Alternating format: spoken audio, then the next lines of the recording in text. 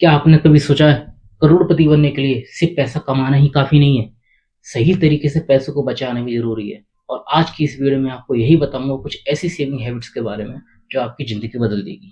सो नमस्कार दोस्तों, स्वागत है आपका फाइनेंस वर्ड टू की इस दुनिया में, जहां मैं आपको बताता हूँ पर्सनल फाइनेंस, निवेश और स्मार्ट मनी मैनेजमेंट की। और आज का जो हमारा टॉपिक होगा वो होगा सेविंग हैबिट्स के बारे में।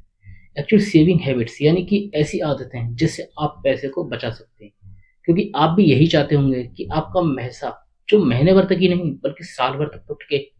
कैसे हम पैसा जमा करें कि हर महीने हम मिनिमम 3,000, 4,000, 5,000 कुछ भी जमा करें जो साल भर तक टिके। तो ऐसे ही सेविंग हैबिट्स के बारे में बात करूंगा, तो वीडियो तो अंत तक जरूर देखें।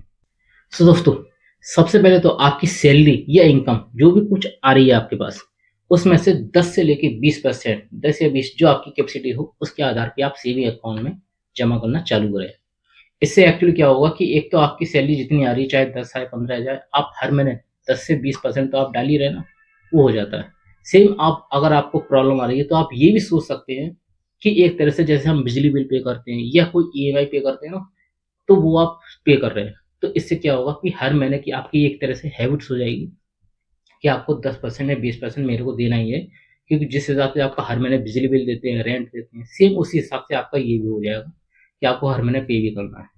और अगर आप इस चीज़ में भी थोड़ा-सा आपको दिक्कत होती है, नहीं कर पाते हैं, तो एक्चुअल में क्या होता है, आप इसको डेबिट पे लगा दीजिए। जैसे ऑटो ऑटो डेबिट होता है ना, कोई ईएमआई चुका रहे हैं या कुछ भी चुका रहे हैं, सिर्फ़ ऑटो डेबिट पे भी लगा दीजिए कि जैसे ही आपका 1 तारीख आए या 5 तारीख, कोई भी जिस तारीख को आप सेटल हो, उस तारीख को आप इसको सेटल कर दीजिए कि आपका जैसे ही 5 तारीख आएगी, वैसे ही आपका तुरंत के तुरंत 2,000, 3,000 जो आपने लगाया है, 10 से 20% वो तुरंत ऑटोमेटिक डेबिट हो जाए। इससे क्या होगा कि आप उसमें बहाना भी नहीं बना सकते कि यार मेरे को ये काम पड़ गया कि ये वो काम पड़ गया। जैसे ही आपकी सैलरी आएगी, जो आपने 10 से 20% सोच रखा है, वो ऑटोमेटिक तुरंत कटेगा और आपका सेविंग अकाउंट में जाके डिपॉज़िट हो जाएगा। तो दोस्तों, अब बात करते हैं खर्च के नियंत्रण के बारे में। एक्चुअली में क्या होता है कि जब आपकी सैलरी आती है ना, सैलरी आते के आपने पहले से सोच रखा होता है कि यार मुझे ये खर्च करना है, मुझे वो खर्च करना है। तो ऐसे खर्च का नियंत्रण हो ही नहीं सकता। एक्चुअली में क्या होगा, जैसे ही आपकी आएगी, यहाँ आई, यहाँ 1 या 2 दिन ही सैलरी रहेगी, उसके बाद फिर खत्म हो जाएगी। और सबसे बेस्ट फॉर्मूला जो आपको मैं हर वीडियो में बताता हूँ, हर वीडियो में आप किसी फाइनेंस की वीडियो को उठा के देखना, आपको ये ज़रूर पता है कि यार 50-30-20 वाला रूल ज़रूर अपनाएँ। इससे क्या होगा कि जो आपकी सेविंग्स है, जो आप करना चाहते हैं, वो एक्चुअल में आपका जो आप चाहते हैं ना, वही कर सकते हैं। क्योंकि 50% आपकी वही हो गई ज़रूरत के लिए, 30% आपकी इच्छा के लिए हो गई एंड 20% आपका सेविंग और इन्वेस्टमेंट है। मैंने 20% भी इसलिए आपको बोला था क्योंकि आप 10% या 20% जैसे अपनी इच्छा अनुसार उसको जमा कर सकते हैं। तो इससे आपका यही फ़र्क होगा कि आपकी जो इच्छाएँ हैं, जो हैं, इस चीज़ को भी एक तरह से कम करने की सोचें, क्योंकि ऐसा ना हो कि आपकी सेविंग आ रही है, वो आ रही है, आप इस चीज़ को रूल को एक बार अपना के तो देखो, क्योंकि आप जब अपनाओगे और ये काम करोगे, तभी आपका इसको बेस्ट फ़ॉर्मूला भी लगेगा और आप इस चीज़ में धीरे-धीरे जाके चल पाएँगे। क्योंकि ऐसा, और हाँ, 1 हफ्ते में आप ये चीज़ ज़रूर सोच के चलिएगा कि जैसे आप व्रत रखते हैं, कुछ भी रखते हो ना, कि आपको हफ्ते में 1 मंगल का व्रत रख लिया, कोई भी व्रत रख लिया, सेम उस हिसाब से भी आप कुछ भी कर सकते हैं। जैसे कि मान के चलिए कि आपने व्रत रखा है, कुछ भी रखा है, आप इस चीज़ को आप देख रहे हैं ना कि मुझे हर हफ्ते ये काम करना ही है। सेम आपकी इच्छाएँ कंट्रोल करने के लिए आप क्या करेंगे कि आप उस दिन सोच के रखें कि यार आज के दिन मेरे को ये खर्च बिल्कुल नहीं करना है, चाहे कोई भी कुछ हो जाए, मुझे अपनी इच्छाओं को दबा के रखना है। तो ऐसे करेंगे तो आपकी इच्छाओं पे कंट्रोल होना भी चालू हो जाएगा। लेकिन बचाना है, सेविंग करना है, इन्वेस्टमेंट, तो आपको 50 और 20 एंड 30 वाला रूल ज़रूर अपनाना चाहिए, क्योंकि इसी से आपकी सेविंग्स की हैबिट बनेगी और इसी से आप सेविंग कर सकते हैं। तो दोस्तों, सबसे पहले तो हर महीने खर्च को भी आप ट्रैक करना सीखें। एक्चुअली में क्या है, जब आप खर्च को ट्रैक करना सीखते हैं तो इससे आपको ये भी पता लगता है कि यार मैंने ऐसा कौन-सा खर्च है जो मैंने फालतू कर रखा है। कुछ जानकारी करनी है, कुछ भी करनी है, इस चीज़ को आपको ट्रैक भी करना चाहिए। क्योंकि मान के चलिए आप इसको नहीं लिखोगे ना, तो आपको यही नहीं पता चलेगा कि ऐसा कौन-सा खर्च था जो मैंने यार कर तो दिया बट ये मेरे किसी काम का नहीं है। इसलिए आपका कोई भी अगर खर्च है ना, तो उसको ट्रैक करना सीखिए।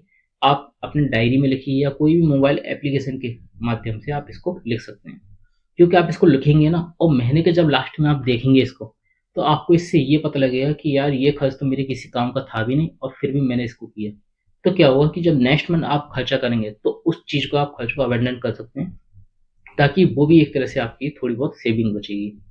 इससे क्या होगा कि जब आपने खर्च बचा लिया, इससे आपको पता तो चल गया ना कि हाँ यार, ये खर्च मेरे काम का नहीं था और मैंने फिर भी इसको खर्च किया। तो आप इस चीज़ को बचत करना भी सीखेंगे। फिर अब जो आप 20 से लेके 30% या 10% जो भी आप इसको सेविंग कर रहे हैं ना, सेविंग के भी मैं आपको टिप्स के बारे में बता दूँगा। एक्चुअली क्या होता है कि देखो, सेविंग जब कर रहे हैं, तो एक तरह से लॉन्ग टर्म होता है, शॉर्ट टर्म भी होता है, मीडियम शॉर्ट भी होता है। ये सारे भी सेविंग तरह से हो जाता है, क्योंकि 10% कर रहे हैं और 20% कर रहे हैं।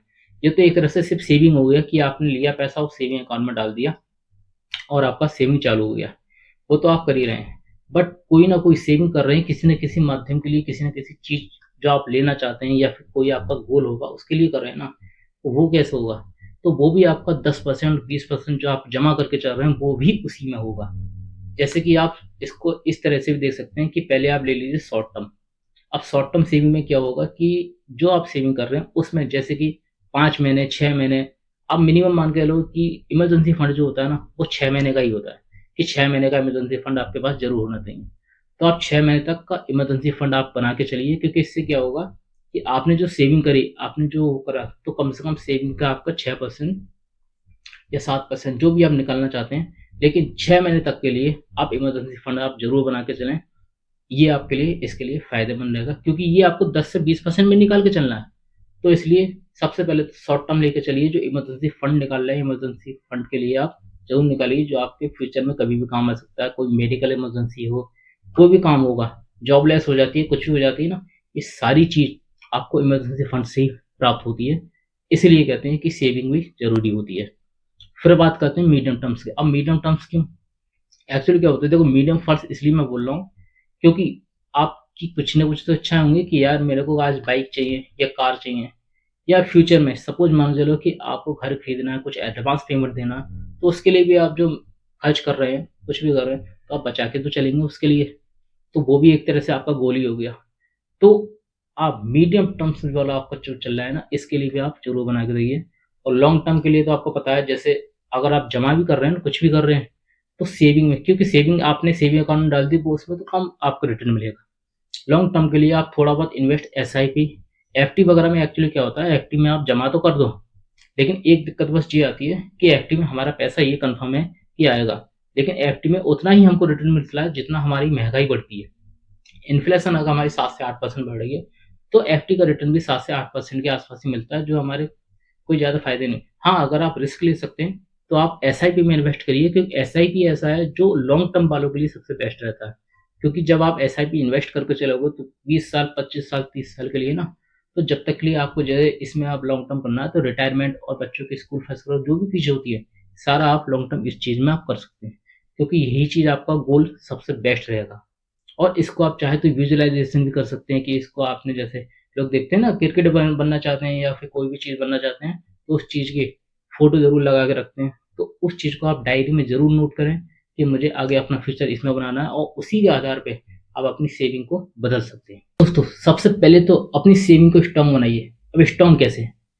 देखा होगा आपने कि लोग जिम जाते हैं, जिम जाने के बाद अपना वेट उठाते हैं, कुछ उठाते हैं, तो शुरुआत कैसे करते हैं? शुरुआत 2 किलो की डंबल से, ऐसी शुरुआत होती है ना, उसके बाद ही तो धीरे-धीरे बढ़ाया जाता है। सेम इसी हिसाब से आप सेविंग को भी कर सकते हैं। सेविंग को शुरुआत में आप 500 से लेकर 1000 तक की शुरुआत करें, लेकिन फिर धीरे-धीरे आप इसको बढ़ाने की सोचें। अब बढ़ाने के साथ-साथ आप क्या फ़ायदा होगा कि जब धीरे-धीरे सोचेंगे ना, जैसे आप जिम में भी आप करने आ रहे हो, धीरे-धीरे बढ़ाने की सोचते हो, तो इससे आपकी और हैबिट्स सुधरेगी कि यार मेरे पास आज इतना पैसा था और मैंने धीरे-धीरे इसको बढ़ाना भी चालू किया। क्योंकि जैसे-जैसे आपकी सैलरी भी ग्रोथ आती है, कुछ भी आती है, आप इसको धीरे-धीरे बढ़ा सकते हैं। अब इसको आप पॉजिटिव थिंकिंग में भी लेके जा सकते हैं, जैसे कि मान के चलिए कि आप अपने आप को रिवॉर्ड भी कीजिए। क्योंकि कोई भी एम्प्लॉयी होता है, जब आप 6 महीने, साल भर या अच्छे खासे काम कर रहे हैं ना, तो उस चीज़ में आपने देखा होगा मालिक कोई भी होता है या बॉस होता है किसी कंपनी का, तो वो आपको कोई ना कोई तो रिवॉर्ड देता है कि यार आपको ये प्रमोशन मिलना चाहिए या ये होना चाहिए, क्योंकि आपका काम सबसे बेस्ट रहा है। सेम इसी हिसाब से आप अपनी थिंकिंग को, अपनी सेविंग को जो पॉजिटिव मोड में ले जाना चाहते हैं, तो उसके आप लिए आपको रिवॉर्ड भी देना चाहिए। जैसे कि मान के चलो आपने कोई टारगेट अचीव किया हुआ, उस टारगेट तक अगर आप पहुँच जाते हैं, तो उसके लिए खुद को रिवॉर्ड कीजिए कि यार अगर ये चीज़ मेरी कंप्लीट होती है, तो इसके लिए मैं एक काम करूँगा, और मैं हर महीने कुछ सेविंग कर रहा हूँ, कुछ भी कर रहा हूँ, 50,000 तक भी पहुँच रही है। तो यार आज के दिन मैं नई किताब ला सकता हूँ या कोई चीज़ नई सीख सकता हूँ, और इस चीज़ के लिए मैं ये भी कर सकता हूँ कि यार आज मैं किसी ट्रिप पे जाऊँगा या फिर मैं मूवी देखना या खाना-वाना, इस चीज़ को अचीव करूँगा। तो इस तरह से आप करके आप खुद एक पॉजिटिव थिंक लेके चल रहे हैं कि अब मुझे जल्द से जल्द ये पूरा करना है, ताकि मुझे खुद का मैं अवॉइड करूँ और खुद मैं एक ट्रिप के लिए प्लान कर सकता हूँ। तो ये भी आपके लिए एक पॉजिटिव थिंकिंग रहेगी। इसलिए सेविंग को जो अच्छी तरह से आप ढूँढना चाहते हैं, तो पॉजिटिव थिंकिंग के साथ सिलेक्ट कीजिए। तो दोस्तों, सेविंग कोई एक दिन की चीज़ नहीं है, ये एक लाइफ़स्टाइल है जो आपकी ज़िंदगी बदल के रख देगी। क्योंकि आप याद रखें इस चीज़ को, पैसा आपको सिर्फ़ बचाना नहीं है, बल्कि पैसा इसलिए भी बचाना है क्योंकि आपको अपने सपने भी पूरे करने हैं। तो शुरुआत छोटा करो या बड़ा कैसे भी करो, लेकिन शुरुआत ज़रूर करो। आज से ही शुरुआत करो, चाहे 100 करो, 500 करो या 1000 से करो। ऐसा ना हो कि आप ये सोच के बैठ जाओ कि यार इस महीने छोड़ो, अगले महीने से मैं शुरुआत करता हूँ। ऐसे अगर करोगे तो आपको जो पता ही है, कल तो कभी आता ही नहीं है। सो इसलिए चाहे आज से ही शुरुआत करो, छोटा शुरुआत करो, 100 से करो या 500 से करो, लेकिन सेविंग की शुरुआत ज़रूर करो। इससे क्या होगा कि आप जो चीज़ सोच रखे हो ना, वो चीज़ हासिल करने के लिए आपको सेविंग सबसे ज़्यादा ज़रूरी है। दोस्तों, ये थी सेविंग के बारे में कुछ ऐसी हैबिट्स जो आप इसको अपना सकते हैं। तो अगर ये वीडियो आपको अच्छा लगा हो और आपको कुछ जानकारी पूर्ण लगा हो, तो वीडियो को लाइक करें, चैनल को सब्सक्राइब करें और अपने दोस्तों के साथ शेयर ज़रूर करें। मिलते हैं अगली वीडियो में, क्योंकि ऐसी वीडियो मैं आपके लिए और पर्सनल फाइनेंस के बारे में लाता रहूँगा। सो धन्यवाद।